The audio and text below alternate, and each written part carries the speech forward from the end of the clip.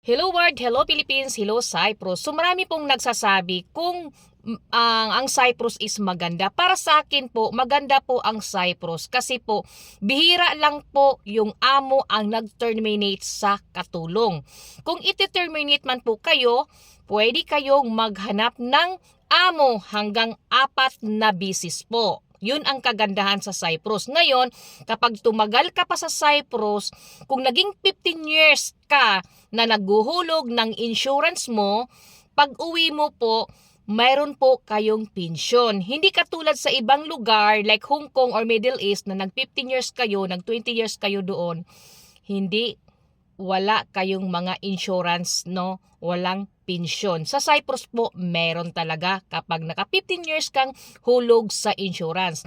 Pangalawa po, kung magkasakit po tayo dito sa Cyprus is libre po ang hospital pati doktor. Tapos kung mayroon ng gamot na ibibigay sa doktor, mabibili mo lang siya ng 2 euro or 1 euro. Instead na ang price ng gamot is 20, mabibili mo lang siya ng 2 euro po. Kasi po, member po tayo ng GC. So yun lang po ang masasabi ko guys ha, maganda ang Cyprus para sa akin. At makakatagpo ka rin ng matataas na sahod sa ibang employer po pag umalis po tayo sa amo natin. Yun lang po guys at maraming salamat po.